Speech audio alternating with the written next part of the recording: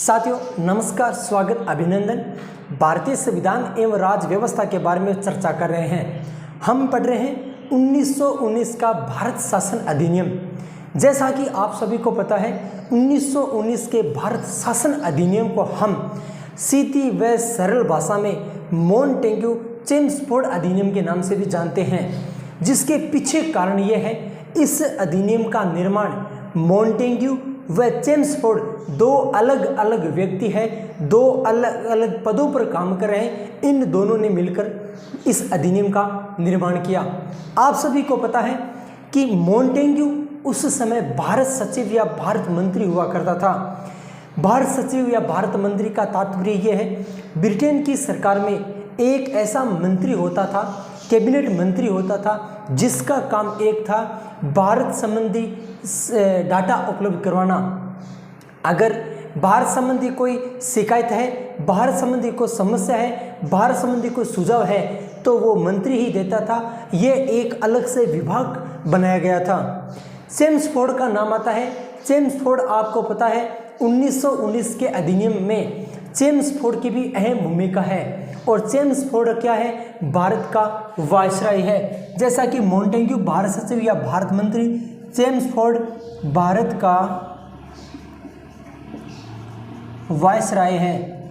अब उस समय मॉन्टेग्यू या चेम्सफोर्ड ये दो अलग अलग व्यक्ति हैं। मॉन्टेग्यू भारत मंत्री है, चेम्सफोर्ड भारत का वायसराय है। इन दोनों ने मिलकर 1919 के भारत शासन अधिनियम का निर्माण किया था। अब आप पूछोगे कि इस अधिनियम का निर्माण किसने किया, क्यों किया, इसके पीछे क्या क्या कारण है, कौन कौन से प्रावधान किए गए, इन समस्त बातों को लेकर हम यहाँ पढ़ रहे हैं और एक एक बिंदुओं के बारे में भी पढ़ेंगे। जैसा कि आप सभी को पता है कि प्रतियोगिता परीक्षा में 1919 का मॉन्टेग्यू चेम्सफोर्ड अधिनियम अपने आप में एक महत्वपूर्ण भूमिका रखता है और इनसे काफ़ी प्रश्न पूछे गए हैं और काफ़ी प्रश्न पूछने की संभावना भी है। इसलिए इस अधिनियम को हम विस्तार पूर्वक सही ढंग से एक एक बिंदु पर भी चर्चा करते हुए पढ़ेंगे। आप सभी को पता है कि अब हम कि 20 अगस्त 1917 को, मैं ये कह रहा हूँ 20 अगस्त 1917 को तत्कालीन भारत मंत्री या भारत सचिव मॉन्टेग्यू ने भारत में संवैधानिक घोषणा की थी, भारत में संवैधानिक सुधारों की घोषणा की थी। अब आप पूछोगे भारत मंत्री तो मतलब ब्रिटेन में बैठा हुआ, ब्रिटेन में कौन बैठा है? मॉन्टेग्यू। मॉन्टेग्यू भारत सचिव या भारत मंत्री है, ब्रिटेन में बैठा बैठा एक घोषणा करता है कि भारत में संवैधानिक सुधार होंगे, भारत में संवैधानिक सुधार होंगे और होंगे इसका मतलब है आगे एक ऐसी रिपोर्ट आने वाली है। तब मॉन्टेग्यू व चेम्सफोर्ड ने मिलकर, दोनों ने मिलकर इस अधिनियम का निर्माण किया था। आप पूछोगे यह अधिनियम आया कब? 20 अगस्त 1917 को तो ये घोषणा हुई है कि भारत में संवैधानिक सुधारों की घोषणा की जाएगी। बाद में हम पढ़ते हैं 1919 का भारत शासन अधिनियम ये लागू हुआ था 1 अप्रैल 1920 को। 1 अप्रैल 1920 को इस अधिनियम को लागू कर दिया गया था, जिसके तहत कुछ महत्वपूर्ण प्रावधान किए गए थे। तो हम एक एक बात को मद्देनजर रखते हुए थोड़ी चर्चा करते हैं। जैसा 1919 का भारत शासन अधिनियम, इसी को क्या कहते हैं? इसे मॉन्टेग्यू चेम्सफोर्ड अधिनियम कहते हैं। अब आपको पूछ ले मॉन्टेग्यू चेम्सफोर्ड अधिनियम किस अधिनियम को कहा जाता है? ऑप्शन में दे दे 1984 का, 1909 का, 1919 का, 1935 का। 1784 में तो पीस इंडिया एक्ट आया था। 1909 में आपने पहले पढ़ा है, इसका नाम अलग था। 1919 के भारत शासन अधिनियम का मॉन्टेग्यू चेम्सफोर्ड अधिनियम कहा जाता है। इसे मॉन्टेग्यू चेम्सफोर्ड अधिनियम कहते हैं क्योंकि, क्यों कहते हैं? तो इसमें लिखा है क्योंकि मॉन्टेग्यू क्या था उस समय? मॉन्टेग्यू भारत मंत्री या भारत सचिव, ये मॉन्टेग्यू कौन था भाई? भारत मंत्री या भारत सचिव। और चेम्सफोर्ड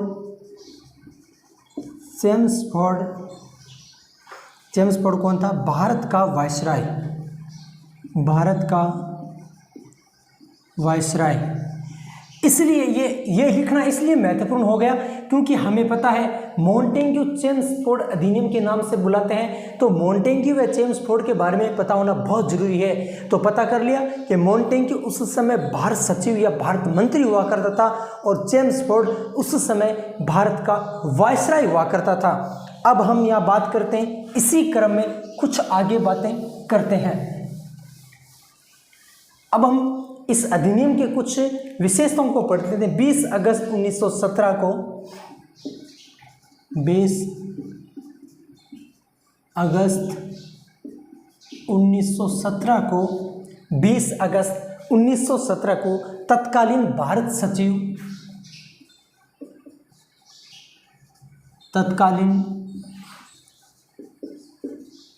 सचिव और उस समय भारत सचिव कौन था? मॉन्टेग्यू। तत्कालीन भारत सचिव मॉन्टेग्यू ने भारत में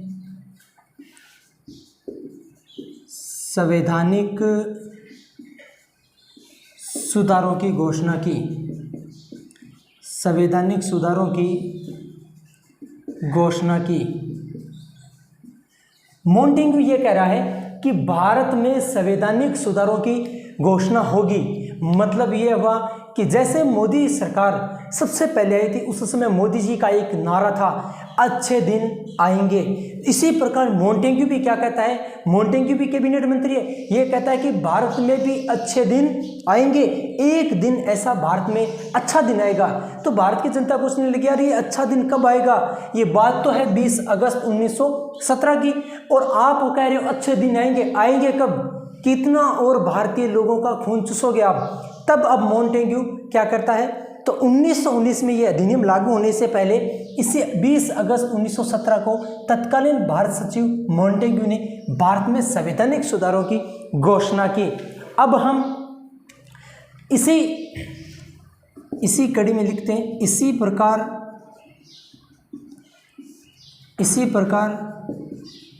1919 का अधिनियम 1919 का अधिनियम मॉन्टेग्यू व चेम्सफोर्ड ने तैयार किया। इसी प्रकार यह अधिनियम किसने तैयार किया? इसी प्रकार 1919 का अधिनियम मॉन्टेग्यू चेम्सफोर्ड ने तैयार किया, जिसे 1 अप्रैल 1920 को लागू किया गया। आपको पूछे, यहाँ 3 बातें महत्वपूर्ण है। यह है अधिनियम लागू होने की, अधिनियम बनने की, अधिनियम बनाने की रूपरेखा की। और मैं ये कह रहा हूँ 3 बातें कौन कौन से?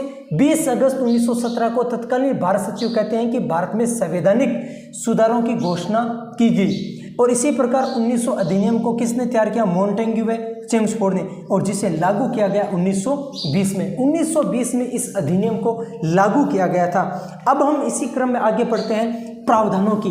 एक एक प्रावधानों के बारे में चर्चा करते हैं, और ये प्रावधान ही महत्वपूर्ण है। अधिनियम में क्या होता है?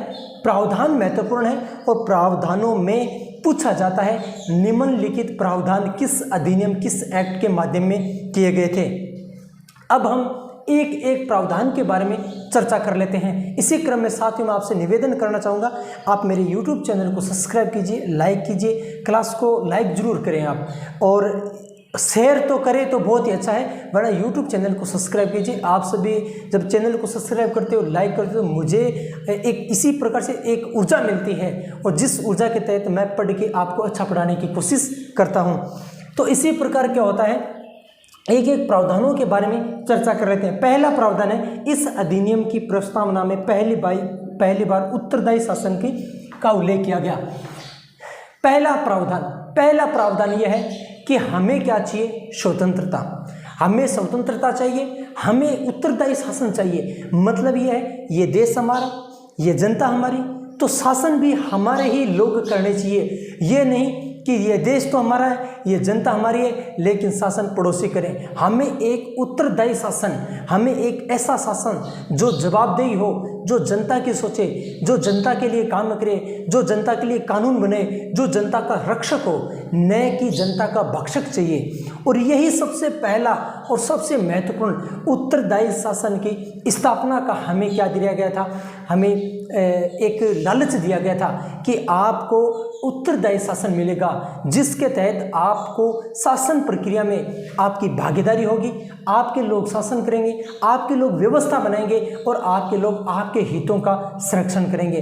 तो इस अधिनियम में सबसे पहला जो प्रावधान किया गया वो उत्तरदायी शासन की स्थापना का प्रावधान किया गया था। अब आपको पूछे, उत्तरदायी शासन की स्थापना का प्रावधान के पीछे कुछ कारण है कि ब्रिटेन ने उत्तरदायी शासन की स्थापना के पीछे क्या लॉजिक लगाया, क्या कारण था कि उन्होंने उत्तरदायी शासन स्थापना करने के लिए वो मंजूरी दे दी। हुआ ऐसा कि आपने सुना होगा कि प्रथम विश्व युद्ध में भारतीयों ने ब्रिटेन का सहयोग किया था। प्रथम विश्व युद्ध ने, अब आप किसी के लिए सहयोग करते हो तो वो भी ये सोचता है कि हम भी इनको कुछ न कुछ दें। प्रथम विश्व युद्ध हुआ था, उस समय भारतीय लोगों ने सहयोग किया था। और किसको किया था? ब्रिटेन को किया था। हुआ ऐसा कि एक बार कांग्रेस का लाहौर अधिवेशन हुआ था, लखनऊ अधिवेशन हुआ था। अब आप पूछोगे कि कांग्रेस के लखनऊ अधिवेशन से, उत्तरदायी शासन से, 1919 के एक्ट से क्या मेलजोल है, क्या संबंध है? लखनऊ अधिवेशन हुआ था 1916 में। उस अधिवेशन में गरम दल, नरम दल, मुस्लिम लीग के बीच समझौता हुआ था। अंग्रेजों को लगा यार ये गरम दल भी अलग था, ये नरम दल भी अलग था, ये मुस्लिम लीग तो अलग ही था, ये तीनों एक जगह आ गए। इसका मतलब भारत के लोग हमें पसंद नहीं कर रहे हैं, भारत के लोगों के मन में हमारे प्रति किसी प्रकार की सहानुभूति नहीं है, अब हमें यहाँ से जाना पड़ेगा। एक और कारण है, एक ये कारण था कि उस समय एक आंदोलन चल रहा था और उस आंदोलन का नाम है कि आप होम रूल आंदोलन का आपने नाम सुना होगा। होम रूल आंदोलन मतलब 1914 कौन चला रहा था? बाल गंगाधर तिलक, एनी बेसेंट के द्वारा होम रूल आंदोलन चलाया जा रहा था। इस आंदोलन के तहत अंग्रेजों को लग गया कि भारी संख्या में लोग इस आंदोलन में भाग ले रहे हैं और हमारे बोरिया बिस्तर बंधवाने में ये लोग अब जुट गए हैं। 3 महत्वपूर्ण कारण माने जाते हैं एक नाम के पीछे कि भारत में उत्तरदायी शासन की स्थापना की जाएगी, और जिसके पीछे पहला कारण हम लोगों ने विश्व युद्ध में सहयोग किया था। दूसरा कारण लखनऊ अधिवेशन में नरम दल, गरम दल और मुस्लिम लीग ने समझौता किया था। तीसरा कारण होम रूल आंदोलन 1914 में चला था, जिसको बाल गंगाधर तिलक व एनी बेसेंट के द्वारा चलाया जा रहा था। ये 3 महत्वपूर्ण कारण हैं कि इस कारण के माध्यम से अंग्रेजों को लग गया कि यार ये लोग अब हमें पसंद नहीं कर रहे हैं। तो पहला एक कारण लिख लेते हैं इस अधिनियम की प्रस्तावना में। इस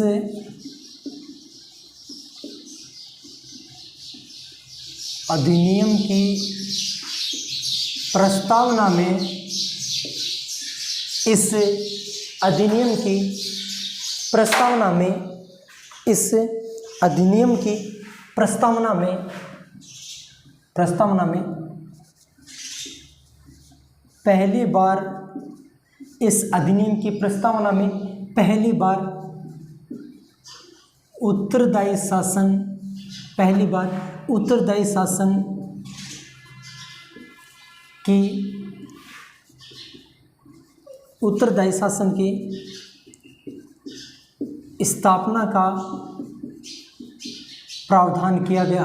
आपको पूछे कि उत्तरदायी शासन की स्थापना का प्रावधान सर्वप्रथम किस एक्ट के माध्यम से किया गया, तो वो आपका एक्ट हो जाएगा 1919 का भारत शासन अधिनियम। अब ये एक नाम तो एक है उत्तरदायी शासन, लेकिन ये नाम महत्वपूर्ण नाम है, जिसके पीछे कारण कौन कौन से हैं।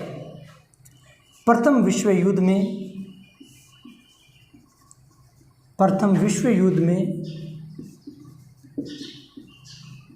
भारतीयों का सहयोग।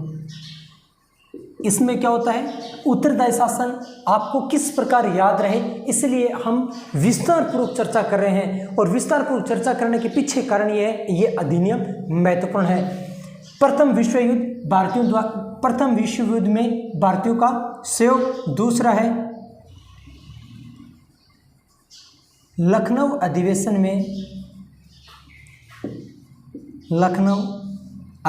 में गरम दल व नरम दल और मुस्लिम लीग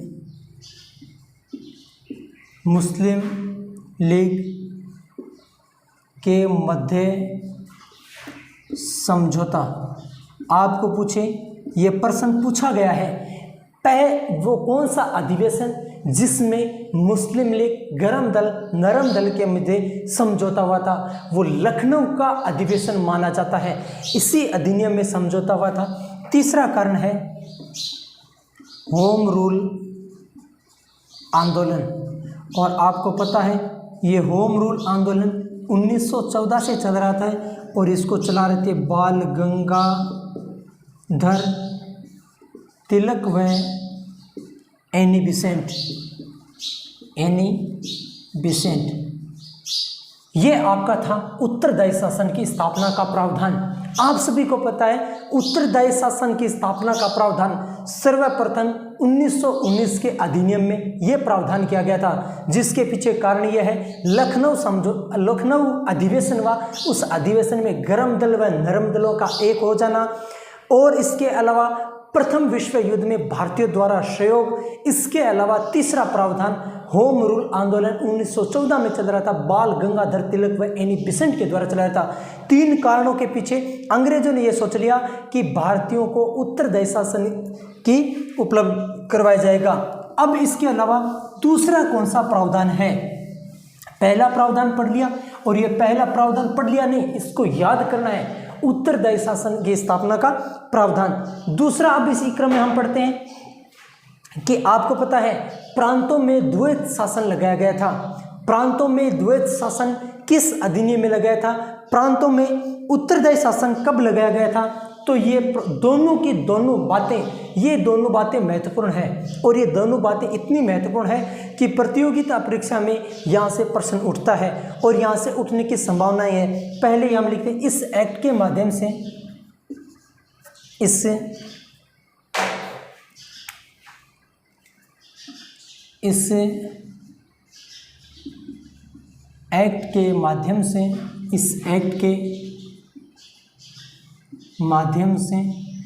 एक्ट के माध्यम से प्रांतों में उत्तरदायी शासन की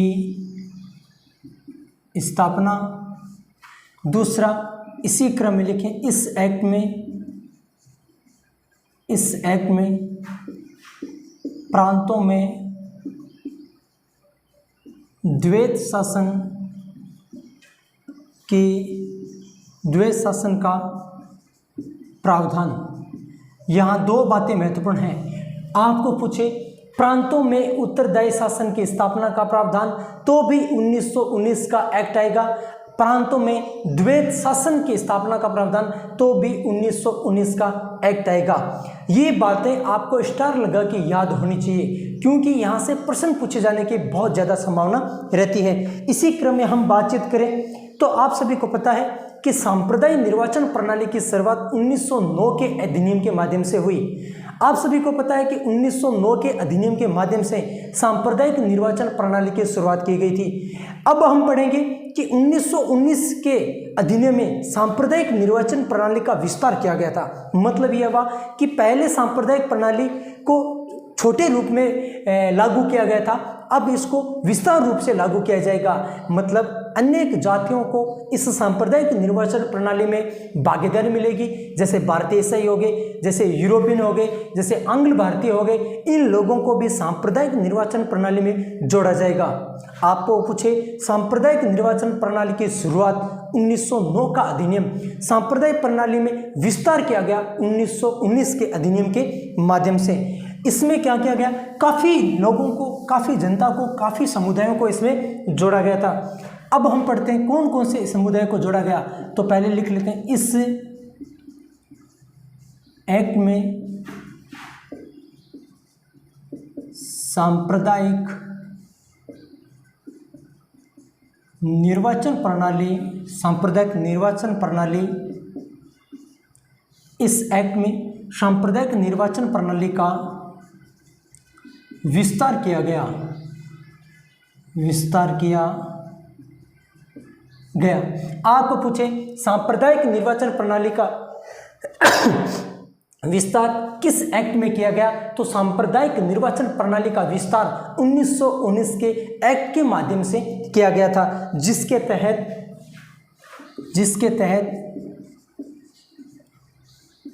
तहत आंग्ल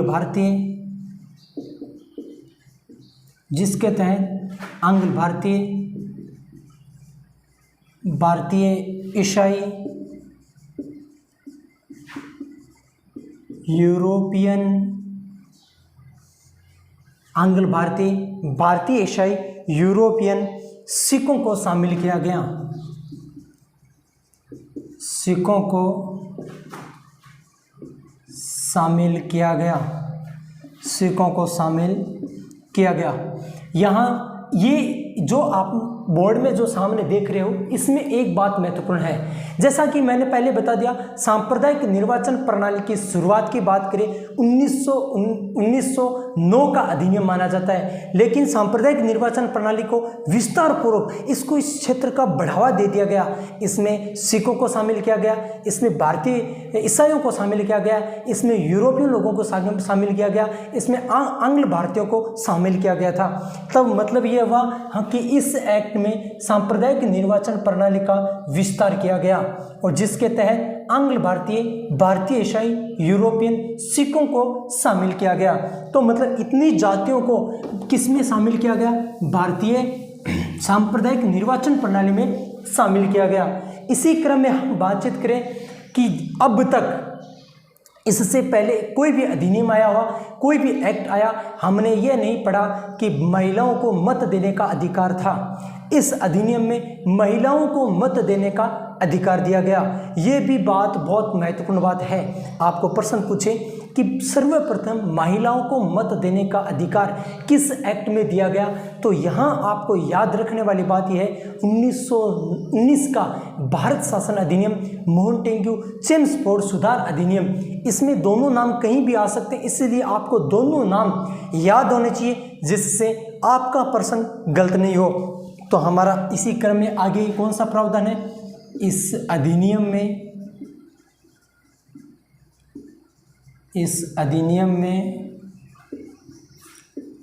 महिलाओं को, इस अधिनियम में महिलाओं को मत देने का अधिकार दिया गया। आपको पूछे महिलाओं को मत देने का अधिकार किस अधिनियम में दिया गया, किस एक्ट में दिया गया, तो यहाँ हमारा उत्तर हो जाएगा 1919 का भारत शासन अधिनियम। इसी क्रम में हम बातचीत करें, आपने नाम सुना होगा संघीय लोक सेवा आयोग, आपने लोक सेवा आयोग सुना होगा, आपने संघीय लोक सेवा आयोग सुना होगा। तो लोक सेवा आयोग की स्थापना का प्रावधान भी इसी अधिनियम के माध्यम से किया गया था, जिसकी स्थापना ली कमीशन की अनुशंसा पर सर रोज बार्कर के द्वारा 1926 में की गई थी। आपको पता है कि लोक सेवा आयोग की स्थापना का सर्वप्रथम प्रावधान इसी अधिनियम में किया गया। तो मैंने आपको पहले ही बता दिया, ये अधिनियम महत्वपूर्ण है। इस अधिनियम के प्रावधानों को आपको याद नहीं, एक एक अधिनियम को रटना व समझना पड़ेगा, तभी जाके हम किसी भी प्रश्न पत्र को हल कर सकते हैं। इसी क्रम में मैंने क्या कहा, लोक सेवा आयोग का प्रावधान किया गया। लोक सेवा आयोग का प्रावधान किस अधिनियम में किया गया? 1919 के अधिनियम में किया गया, जिसकी स्थापना 1926 में की गई। ली कमीशन की अनुशंसा पर की गई, लेकिन स्थापना करने वाला कौन था? सर रोज बारकर थे। इसी क्रम में हम बातचीत कर लें इस अधिनियम में कौन से भाई? लोक सेवा आयोग, लोक सेवा आयोग की स्थापना का प्रावधान किया गया कि क्या होनी चाहिए? लोक सेवा आयोग होना चाहिए। लेकिन स्थापना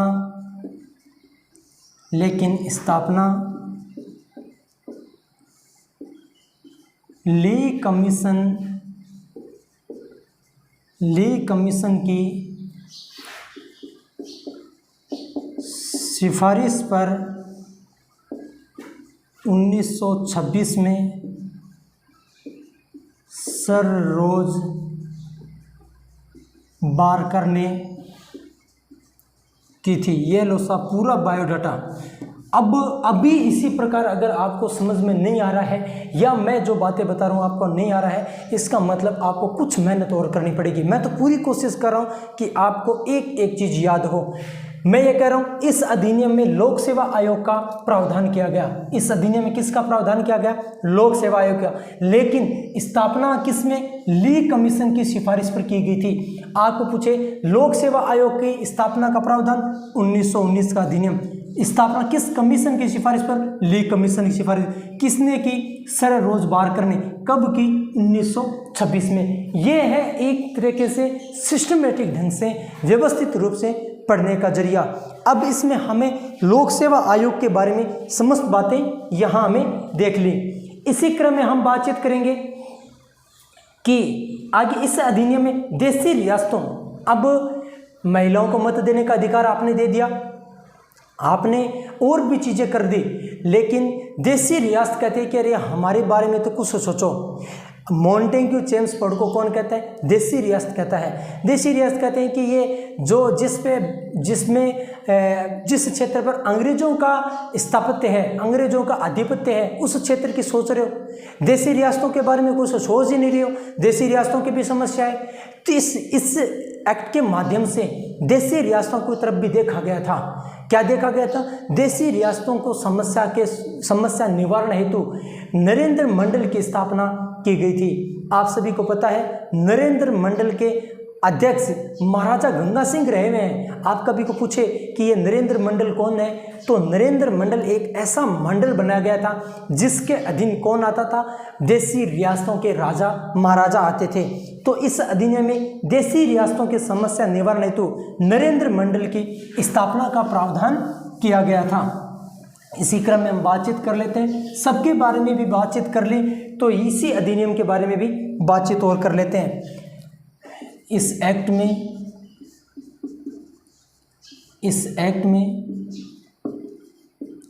देशी रियासतों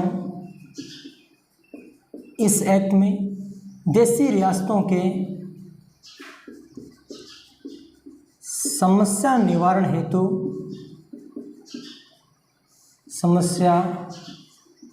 हेतु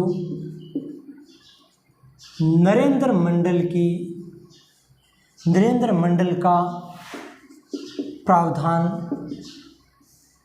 किया गया। आप सभी को पता है देशी रियासतों की समस्या के निवारण हेतु कौन से मंडल की स्थापना का प्रावधान किया गया? तो यहाँ हमारा जो उत्तर है वो नरेंद्र मंडल हो जाएगा। ऐसे भी पूछ सकते हैं नरेंद्र मंडल का संबंध किससे है? तो नरेंद्र मंडल का संबंध है वो हमारे देशी रियासतों से हैं। देशी रियासतों में यह प्रावधान किया गया कि आपकी भी कोई समस्या है तो आपका यह मंडल इसी काम करेगा।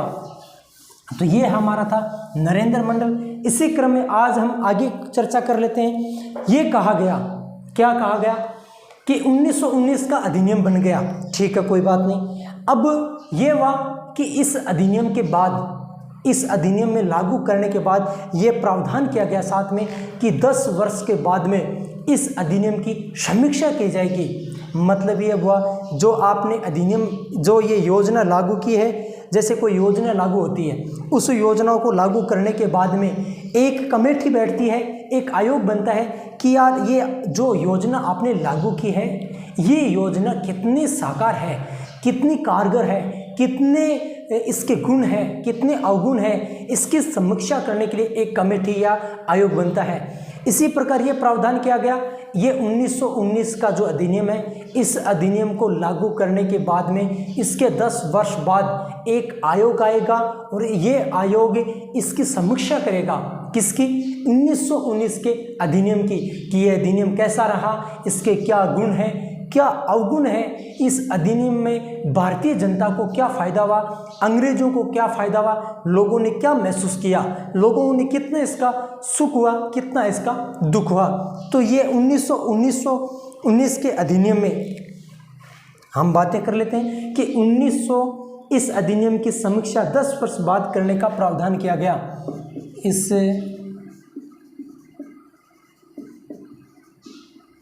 अधिनियम की समीक्षा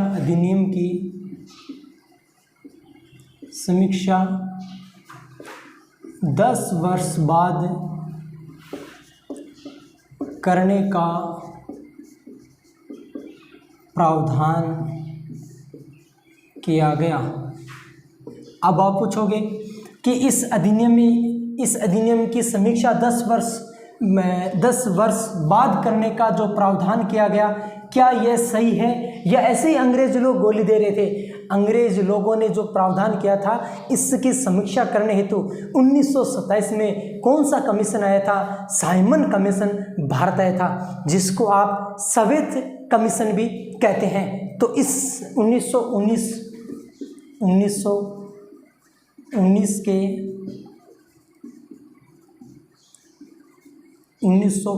के अधिनियम की समीक्षा हेतु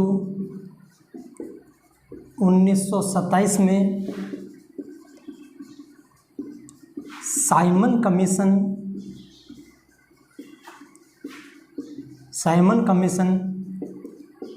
भारत आया, जिसे सवेत कमीशन भी कहते हैं। सवेत कमीशन क्योंकि उसमें सभी लोग अंग्रेज थे और अंग्रेज लोग गोरे थे, सवेत कमीशन भी कहते हैं। सवेत कमीशन क्यों कहते हैं भाई? क्योंकि अंग्रेज जो है वो सभी गोरे हैं और सभी इस कमीशन में जितने भी सदस्य थे सभी अंग्रेज थे। किसी भी भारतीय को इस कमीशन में शामिल नहीं किया गया था। और आप सभी को पता है कि भारतीय शामिल नहीं है तो अंग्रेज जाके ब्रिटेन में क्या कहेंगे कि भारत में जो अधिनियम लागू हुआ, ऐसा अधिनियम तो आज तक लागू हुआ ही नहीं। इस अधिनियम में इतने जो प्रावधान किए गए, इतने अच्छे प्रावधान किए गए थे, क्योंकि इसमें कोई भी गलत पॉइंट नहीं लिखेंगे, क्योंकि इसमें सभी लोग क्या थे? अंग्रेज थे। इसी क्रम में एक बार चर्चा कर लेते हैं। इस अधिनियम की समीक्षा 10 वर्ष बाद करने का प्रावधान किया गया। क्या 10 वर्ष बाद में समीक्षा की गई? हाँ, की गई।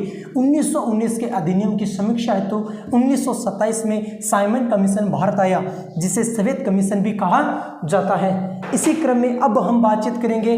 आपको सभी को पता है 1919 के अधिनियम के बाद में हम 1935 के अधिनियम को पढ़ते हैं। 1919 के अधिनियम के बाद हम किस अधिनियम को पढ़ते हैं? 1935 के अधिनियम को पढ़ते हैं। लेकिन बीच में 1928 का साल आ गया, बीच में 1929 का साल आ गया और बीच में 1930, 31, 32, 33, 34 का साल आ गया। तो इन जो बीच में 1919 और 1935 के बीच में जो घटना घटी, इसी घटना को भी पढ़ लेते हैं। ये घटना भी महत्वपूर्ण हो सकती है, इससे भी प्रश्न पूछे जा सकते हैं। आप सभी को पता है साइमन कमीशन भारत में आया तो भारतीय लोगों ने कहा कि हम संविधान का निर्माण करेंगे। अंग्रेजों ने कहा कि यार किस संविधान को निर्माण करो, थाने नाणेरो ठागो ने। उन्होंने कहा कि हम संविधान का निर्माण करेंगे। उन्होंने कहा करेगा कौन? ये काम बहुत जटिल है, ये संविधान निर्माण करने का काम बहुत जटिल है, करेगा कौन? भारतीय तो अनपढ़ है, मूर्ख है, गंवार है। इस बात को किसने दिल पे ले लिया? इस बात को मोतीलाल नेहरू ने कहा कि मैं भारतीय संविधान का निर्माण करूंगा। तो मोतीलाल नेहरू ने एक रिपोर्ट तैयार की। इस रिपोर्ट को कहते हैं नेहरू रिपोर्ट, जो 1928 में तैयार की गई थी।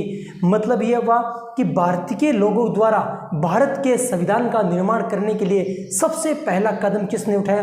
मोतीलाल नेहरू ने उठाया। और मोतीलाल नेहरू ने यह साबित करके बता दिया हम किसी से कम नहीं हैं। तो ये 1928 की एक घटना है। इसके बाद में 1919 की एक घटना पढ़ेंगे। ऐसे ऐसे कुछ घटना पढ़ते हैं। 1935 के अधिनियम के मध्य क्या क्या बातें हुई थी? तो 1928 में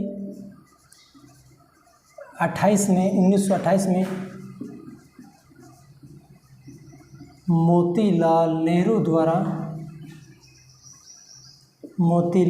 द्वारा नेहरू रिपोर्ट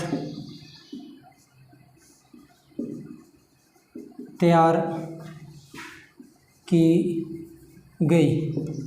कौन सी रिपोर्ट तैयार की गई? 1928 में मोतीलाल नेहरू द्वारा नेहरू रिपोर्ट तैयार की गई। यह है किसी भारतीय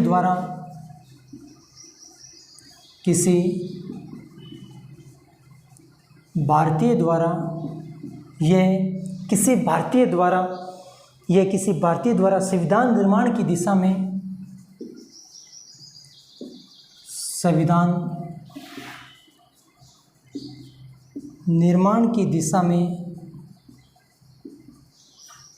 पहला कदम माना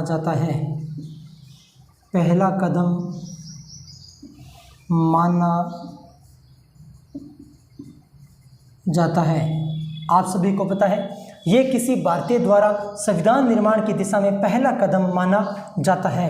इस रिपोर्ट में अधिराज की मांग की गई।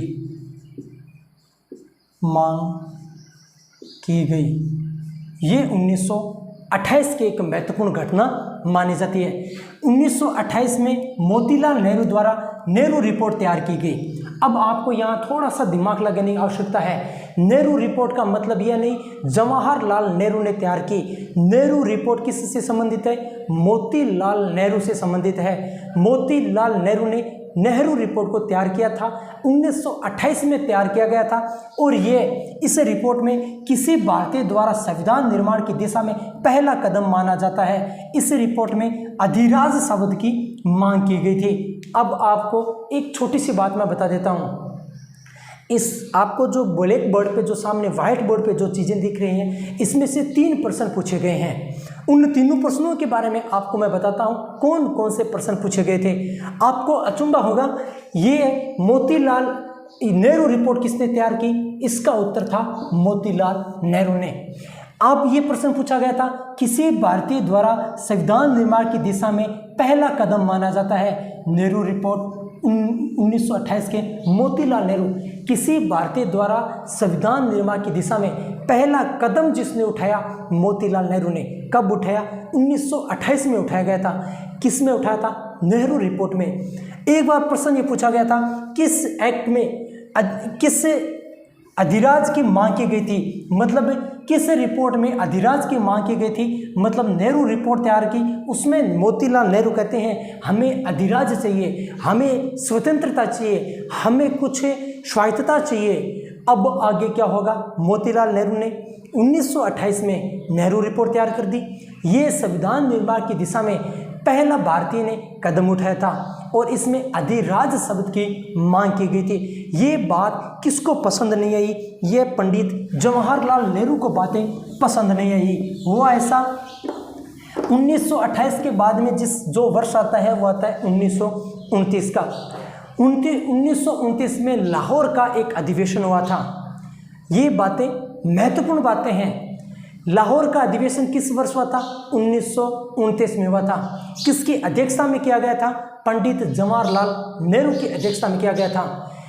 इस लाहौर अधिवेशन में 2 बातें महत्वपूर्ण हैं। क्या हुआ? इस दिन दो बातों की घोषणा की गई थी। कौन कौन सी दो बातों की घोषणा की गई थी? मोतीलाल नेहरू के द्वारा जो रिपोर्ट त्यागी गई, उसके बाद में लाहौर अधिवेशन हुआ जिसकी अध्यक्षता पंडित जवाहरलाल नेहरू करते हैं। पंडित जी ने यह कहा कि हमें तो दो चीज़ें चाहिए, हमें तो दो चीज़ों की आवश्यकता है। एक तो हमें पूर्ण स्वराज चाहिए, हमें तो पूर्ण स्वतंत्रता चाहिए। हमें अंग्रेज तो देखने के लिए पसंद नहीं है, अंग्रेज तो कभी यहाँ घूमने के लिए भी मत आना। अंग्रेजों से तो इतनी चिढ़ हो गई थी। एक तो पूर्ण स्वराज की मांग की गई थी, एक की गई थी प्रत्येक 26 जनवरी को स्वतंत्रता दिवस मनाने की मांग की गई थी। आप सभी को पता है सबसे पहले स्वतंत्रता दिवस कब मनाया गया था? तो लाहौर अधिवेशन में मनाया गया था।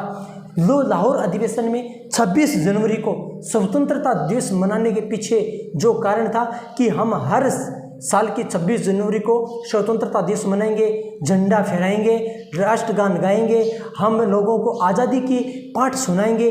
तो अंग्रेजों को लगा कि यार हमने स्वतंत्र किया नहीं, ये लोग पहले से ही स्वतंत्रता को लेकर इतने जागरूक हैं। तो ये जो मांग की गई, तब 26 जनवरी 1950 को संविधान लागू हुआ था। और 26 जनवरी 1950 को जो संविधान लागू हुआ उसके पीछे कारण ये था, लागू होने को तो 26 नवंबर को भी हुआ था 16 अनुच्छेद, लेकिन आप सभी को पता है कि 26 जनवरी को संपूर्ण जो संविधान लागू होने के पीछे जो कारण यही था सबसे बड़ा, कि हम स्वतंत्रता दिवस मनाते आए हैं प्रत्येक 26 जनवरी को। तो 26 जनवरी को भी यादगार पल के रूप में आने वाली पीढ़ियाँ भी कुछ न कुछ मनाएं। तो इसी क्रम में हम यहाँ लिख लेते हैं कि 1919 में कांग्रेस का लाहौर अधिवेशन हुआ था। 1929 में कांग्रेस का लाहौर अधिवेशन हुआ। कांग्रेस का कौन सा अधिवेशन हुआ? लाहौर अधिवेशन। इस अधिवेशन की अध्यक्षता पंडित जवाहरलाल नेहरू ने की,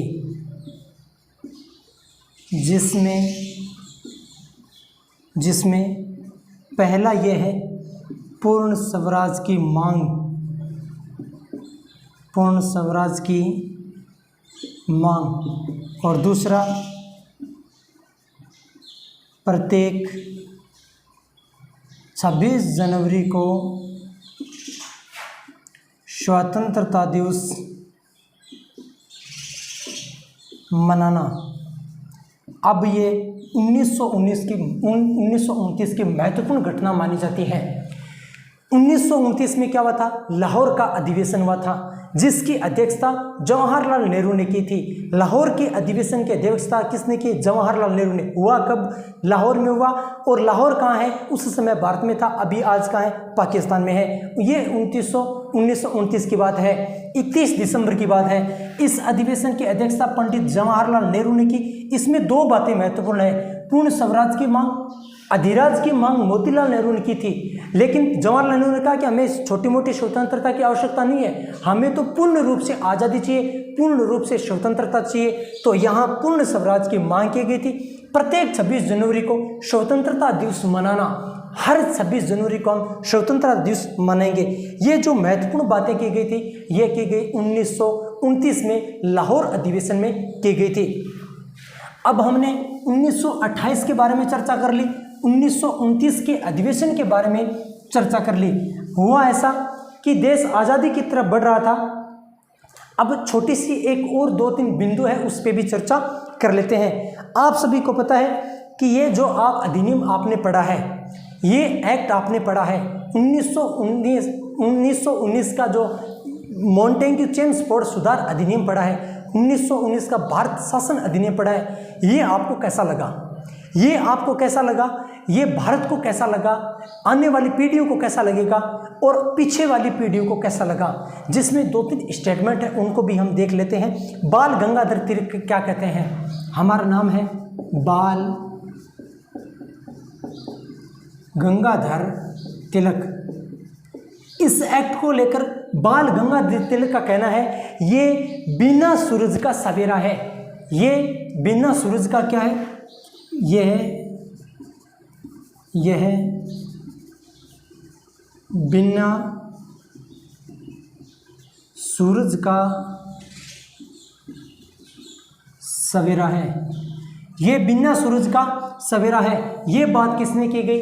बाल गंगाधर तिलक ने कही थी। आपको पूछे बाल गंगाधर तिलक ने किस अधिनियम को ये कहा कि यह है बिना सूरज का सवेरा है, तो आप सभी को पता होना चाहिए 1919 के मोंटेग्यू सुधार अधिनियम, 1919 का भारत शासन अधिनियम में ये बातें कही थी। आप सभी को पता है सुभाष चंद्र बोस भी कुछ कहते हैं। सुभाष चंद्र बोस कहते हैं, सुभाष चंद्र बोस ने इस अधिनियम के बारे में कहा, यह अधिनियम भारतीय जनता के लिए, यह अधिनियम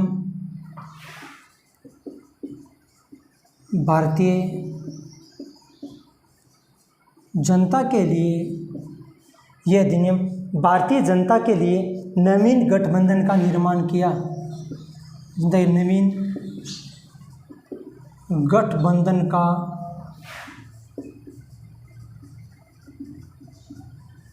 निर्माण किया। आप सभी को पता है इस अधिनियम को लेकर दो लोगों का स्टेटमेंट है। बाल गंगाधर तिलक का है। बाल गंगाधर तिलक कहते हैं यह बिना सूरज का सवेरा है। सुभाष चंद्र बोस कहते हैं इस अधिनियम ने भारतीय जनता के लिए नवीन गठबंधन का निर्माण किया। ये आपका भारत शासन अधिनियम 1919 का मोंटेग्यू सुधार अधिनियम है। इस अधिनियम के माध्यम से ये बातें हुई थी, ये प्रावधान किए गए थे। उत्तरदायी शासन का प्रावधान किया गया था, प्रांत में द्वैत शासन का प्रावधान किया गया था, महिलाओं को मत देने का अधिकार दिया गया था। सबसे पहले महिलाओं को मत देने का अधिकार दिया गया था। सांप्रदायिक निर्वाचन प्रणाली का विस्तार किया गया था, जिसके तहत हुआ क्या, सिखों को, यूरोपीय ईसाइयों को, भारतीय ईसाइयों को, आंग्ल भारतीयों को सांप्रदायिक निर्वाचन प्रणाली में शामिल किया गया था। आप सभी को पता है इसी क्रम में आपको पता है इस अधिनियम की समीक्षा हेतु साइमन कमीशन भारत आया था, जिसको हम श्वेत कमीशन भी कहते हैं। क्यों कहते हैं? क्योंकि उसमें सभी जो लोग थे वो पूरे के पूरे अंग्रेज थे, इसीलिए इसको श्वेत कमीशन, श्वेत आयोग भी कहा जाता है। इसी क्रम में 1928 के बारे में हमने मोतीलाल नेहरू रिपोर्ट के बारे में चर्चा की थी। ये नेहरू रिपोर्ट में अधिराज की मांग की गई थी। नेहरू रिपोर्ट मतलब भारतीय लोगों द्वारा भारतीय संविधान निर्माण में पहला कदम माना जाता है। इसी क्रम ने 1929 में लाहौर का अधिवेशन हुआ, जिसकी अध्यक्षता पंडित जवाहरलाल नेहरू ने की थी। इसमें दो बातें महत्वपूर्ण हैं। नेहरू जी कहते हैं हमें अधिराज नहीं चाहिए, हमें पूर्ण स्वराज चाहिए, पूर्ण रूप से स्वतंत्रता चाहिए। इसी क्रम में 26 जनवरी को स्वतंत्रता दिवस मनाने की घोषणा की गई थी। ये हमारा 1919 का भारत शासन अधिनियम है, मोंटेग्यू सुधार अधिनियम है। ये आपको क्लास कैसे आई, कैसे पसंद लगी, तो ये एक कमेंट, लाइक और शेयर के माध्यम से बताइए। धन्यवाद। मैं मेरी वाणी को विराम देता हूँ। बिशन चारण आप सभी का स्वागत, अभिनंदन के साथ में अपनी वाणी का विराम देता है।